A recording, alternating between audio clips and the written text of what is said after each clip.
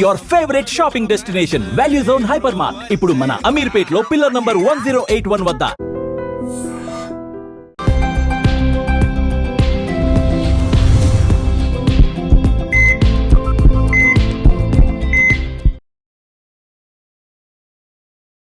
నమస్తే, welcome to healthy conversations with IT media. నేను మీ Jhansi. So ఈరోజు మనతో ఉన్నారు చిట్టిబుట్ల మధుసూదన్ శర్మ గారు, ఎండి ఇన్ ఆయుర్వేద.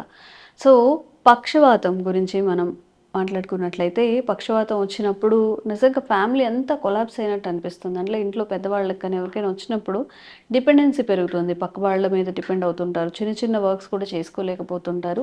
మరి ఈ పక్షవాతం నుంచి త్వరగా బయటపడాలి అంటే మన ఆయుర్వేదంలో ఎలాంటి మెడిసిన్ ఉండింది, దీని గురించి మాట్లాడదాము. నమస్తే అండి. సో పక్షవాతం గురించి ఇంతకుముందు కూడా మనం 2-3 వీడియోస్లో మాట్లాడుకున్నాము. అండ్ ఇంకా కూడా పక్షవాతం నుంచి తొందరగా బయటపడడానికి ఆయుర్వేదంలో మెడిసిన్ ఎలాంటి మెడిసిన్ ఉంది, పైపూత మందులు కానీ లేకపోతే లేపనాలు తీసుకోవడానికి కానీ, ఇవన్నీ కూడా తెలియజేయండి. ఓకేమ్మా. ఈ పక్షవాతానికి సంబంధించి గత కొన్ని వీడియోల్లో కూడా కడుపులోకి ఎలాంటి ఔషధాలు వాడుకోవాలి, అదేవిధంగా పైపూత మందికి ఎలాంటి ఆయిల్స్ ఇలాంటి ఔషధాలు తయారు చేసుకుని వాడుకోవాలి మొదలు వివరాలు తెలియజేయడం జరిగిందమ్మా. సో ఈ వీడియోలో మరొక ఫార్ములాను కూడా చెప్తానమ్మా. ఈ ఫార్ములా కూడా తయారు చేసుకోవడం సులువు, వాడుకోవడం సులువు, రిజల్ట్ కూడా చాలా సులువుగా వస్తుంది. అత్యంత చౌక ధరకే ఈ యొక్క ఫార్ములాను కూడా మనం తయారు చేసుకోవచ్చు. ఇది మల్టిపుల్ బెనిఫిట్స్ దీనివల్ల కూడా ఉంటాయి.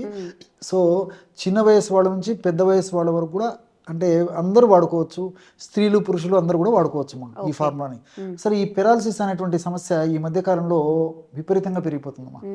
సో ఈ మధ్యనే నేను ఒక న్యూస్ ఐటెంలో చూడడం జరిగిందమ్మా. సో భారతదేశంలో పెరాలసిస్ సోకేటువంటి వాళ్ళ సంఖ్య, చిన్న వయసులోనే సోకేటువంటి వాళ్ళ సంఖ్య విపరీతంగా పెరిగిపోతుంది ఈ ఆసియా దేశాల్లో, ముఖ్యంగా భారతదేశంలో అని చెప్పేసి ఒక ఇది కూడా నేను చదవడం జరిగిందమ్మా.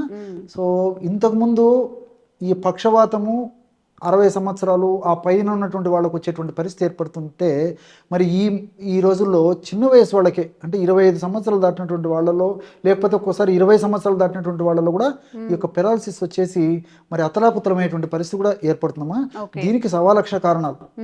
ప్రధానంగా వాళ్ళు చెప్పేది కూడా న్యూస్ ఐటెంలో కూడా వివరించిందంటే, ఆహారపరమైనటువంటి సమస్యల వల్ల పోషకాహారము తీసుకోలేకపోతున్నాము, ఈ junk food, fast foods, bakery foods ఇలాంటివి ఎక్కువగా తీసుకోవడం చేత ఈ యొక్క పెరాలసిస్ సమస్యలు కూడా కలుగుతున్నాయని చెప్పేసి, దీనివల్ల రక్తనాళాలు డ్యామేజ్ కావడము, కొలెస్ట్రాల్, ప్లేక్స్ లోపల పేరుకొని పోవడం, రక్తనాళాల్లో పూడికలు ఏర్పడము, ఇలాంటివన్నీ జరగడం వల్ల మెదడులో ఈ యొక్క ప్రభావం చేత ఈ పెరాలసిస్ అనేటువంటి సమస్య వస్తుందని చెప్పేసి, అదేవిధంగా దీనివల్ల బీపీ, అదేవిధంగా షుగరు ఇలాంటి ఒకదానికి అనుసంధానమైపోయి ఈ పెరాలసిస్ వ్యాధి కారణం అవుతున్నాయని చెప్పేసి మరి రీసెంట్ ఆర్టికల్లో కూడా రాయడం జరిగిందమ్మా.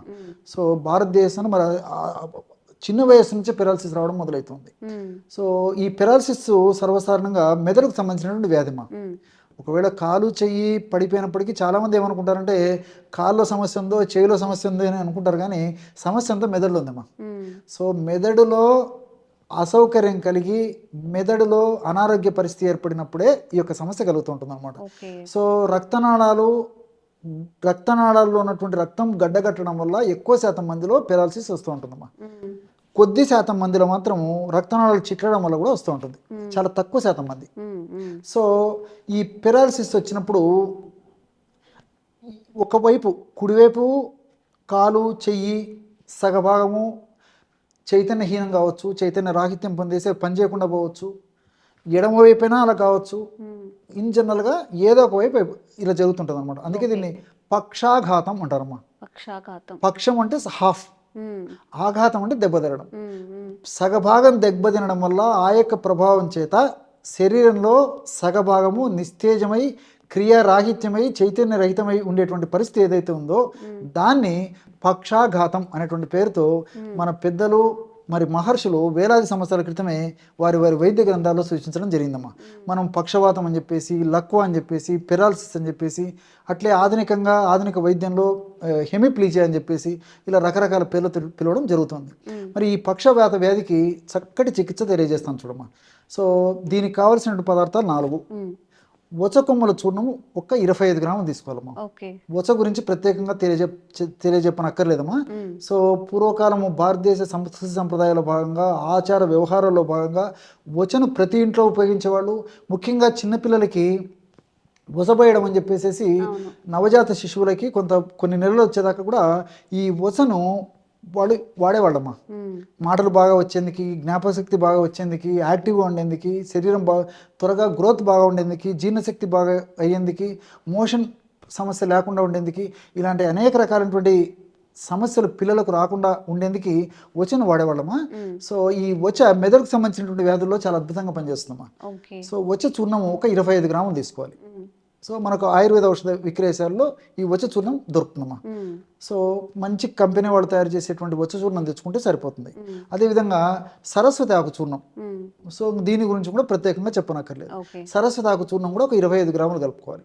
అట్లే శోధించేటువంటి శొంఠి, మెదడులో ఉన్నటువంటి వివిధ రకాలైనటువంటి హానికారకమైనటువంటి పదార్థాలు ఏవైతే మనకు ఇబ్బంది కలుగజేస్తున్నాయో, ఏవైతే ఈ వ్యాధిని కలుగజేస్తున్నాయో వాటినంతా శోధించి బయటికి గెంటేసేసి మెదడును ఆరోగ్యవంతంగా చేసేటువంటి అద్భుతమైనటువంటి శక్తి ఈ యొక్క శొంఠిలో కూడా ఉందమ్మా. శొంఠిలో జింజరాలు, షాగోలు ఇలాంటి అనేక రకాలైన రసాయన పదార్థాలన్నీ కూడా ఈ మెదడును ఆరోగ్యవంతంగా ఉంచేందుకు ప్రత్యక్షంగానో పరోక్షంగానో ఉపయోగపడతాయి. సో శొంఠి పొడి కూడా ఒక 25 గ్రాములు తీసుకోవాలన్నమాట. సో చివరగా పిప్పళ్ళు. సో పిప్పళ్ళు కూడా మనకు మార్కెట్లో పిప్పళ్ళు దొరుకుతాయి, పిప్పళ్ళ చూర్ణం కూడా దొరుకుతుందమ్మా. సో మంచి పిప్పళ్ళ చూర్ణం తెచ్చుకొని వాడుకోవచ్చు, లేకపోతే పిప్పళ్ళను కాస్త వేయించేసేసి చూర్ణంలాగా తయారు చేసుకుని కూడా వాడుకోవచ్చు, ఎలా వీలైతే అలాగా. ఈ 4 పదార్థాలు ఒక్కొక్కటి 25 గ్రాముల చొప్పున తీసుకోవడం వల్ల, అన్ని కలపడం వల్ల 100 గ్రాముల ఔషధం రెడీ అయిపోతుందమ్మా. సో ఈ సరస్వతి, శొంఠి, పిప్పలి, సో ఈ 4 పదార్థాలు చూర్ణాలు కలిపేసేసి ఒక గాజు సీసాలు నిల్వ ఉంచుకొని రోజు ఉదయం ఆహారానికి ఒక అరగంట ముందు, రాత్రి ఆహారానికి ఒక అరగంట ముందమ్మా, కేవలము 1/2 టీ స్పూన్. ఇది నాకు త్వరగా తగ్గాలి, సమస్య ఎక్కువ ఉంది, త్వరగా తగ్గి నా పనులు చేసుకోవాలని చెప్పేసి ఆతృతపడి ఎక్కువ ప్రమాణంలో వాడకూడదమ్మా. ఇది చాలా శక్తివంతమైనటువంటి ద్రవ్యం కాబట్టి మ్యాక్సిమం డోసు 1.5 గ్రామ్ ఇది చాలా వరకు సరిపోతుందమ్మా. So 1.5 gram powder morning, 1.5 gram powder night. ఆహారానికి ఒక 10 నిమిషాలు లేదా ఒక 15 నిమిషాల ముందు వాడుకుంటే సరిపోతుంది.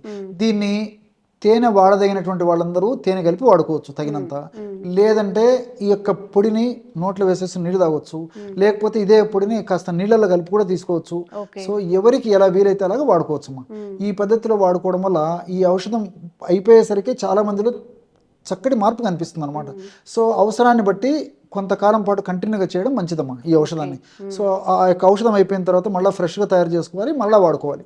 అంతేగాని నేను ఒకటేసారి 6 నెలలకు సంవత్సరానికి ఔషధం తయారు చేసుకుని వాడుకుంటానంటే ఇది అంత శక్తివంతంగా, అంత చెప్పుకోదగ్గ స్థాయిలో పనిచేయకపోవచ్చమ్మా. ఆ ఔషధ గుణాలు క్రమక్రమంగా తగ్గిపోతాయమ్మా. కాబట్టి తాజాగా ఫ్రెష్గా తయారు చేసుకుని వాడుకోగలిగినప్పుడే ఔషధ గుణాలు కూడా సమర్థవంతంగా ఉంటాయి, శక్తివంతంగా ఉంటాయి, చాలా స్పీడ్గా పనిచేసేటువంటి పరిస్థితి ఉంటుంది. కాబట్టి నేను చెప్పినటువంటి పద్ధతిలో తయారు చేసుకోవాలి, అయిపోయిన తర్వాత మళ్ళీ తయారు చేసుకొని వాడుకుంటున్నారు అనమాట. ఈ విధంగా మరి దీర్ఘకాలం పాటు వాడినప్పటికీ అన్నీ మనకు సైడ్ బెనిఫిట్స్ ఉంటాయి, ఎలాంటి సైడ్ ఎఫెక్ట్స్ కూడా ఉండవు. చాలా చక్కటి ఆరోగ్యం వాళ్ళ సొంతం అవుతుంది, చాలా త్వరగా ఆ సమస్య నుంచి కోలుకుంటారు. మరి దీనికి తోడు మరి కొంతమందిలో ఈ యొక్క పెరాలసిస్ మరలా వచ్చేటువంటి అవకాశం కూడా ఉంటుందమ్మా. సో మరలా కూడా పునరావృతం అవుతుంటుందమ్మా. వాళ్ళు జీవన విధానం సరిగ్గా లేకపోవడం కానీ, ఆహార విధి విధానాలు సరిగ్గా లేకపోవడం కానీ, మానసిక ఒత్తిడి కానీ, అనేక రకాలైన కారణాల వల్ల మళ్ళీ కూడా వచ్చేటువంటి పరిస్థితి ఏర్పడుతుంది. కాబట్టి ఈ యొక్క ఔషధాన్ని ఈ పద్ధతిలో మరి కొన్నాళ్ళ పాటు వాడేసేసి తర్వాత కూడా కనీసం వారంలో 2 రోజుల పాటు ఈ యొక్క ఔషధాన్ని ఈ పద్ధతిలో వాడుకోవడం వల్ల మరలా ఈ యొక్క సమస్య పునరావృతం కాకుండా కూడా ఉంటుందమ్మా. ఓకే. సో ఎవరైనా కానీ ఈ పెరాలసిస్ బారిన పడి చాలా కాలంగా బాధపడుతున్నట్లయితే తప్పకుండా ఈ సార్ ఏదైతే మెన్షన్ చేశారో ఈ వైద్యాన్ని వాళ్ళకి సజెస్ట్ చేయండి, అట్లీస్ట్ ఈ వీడియోని ఫార్వర్డ్ చేయండి, తప్పకుండా వాళ్ళకి చాలా యూస్ఫుల్ అవుతుంది. Thank you so much sir. నమస్తే. And for more videos, please subscribe to iDream. Please subscribe to iDream. Please subscribe iDream. And please subscribe to iDream. For more videos, subscribe to iDream. please like, share and subscribe to the channel. Congratulations, iDream. Subscribe to iDream. Subscribe to iDream. So subscribe to iDream Media. iDream team andarki huge congratulations. Please subscribe iDream Media. Please subscribe to iDream. Subscribe iDream. Please subscribe to iDream. iDream అంటే నా కళల channel subscribe చేసుకున్న నోరు తిరుగుతలేదు, మీరైతే గంట గుర్తు కొట్టండి. For more such videos, please subscribe to iDream. Subscribe to iDream. Please subscribe to iDream. Please subscribe iDream Media. Please do subscribe to iDream. Please subscribe to iDream Media. For best entertainment and information, please subscribe iDream. And don't forget to subscribe to iDream.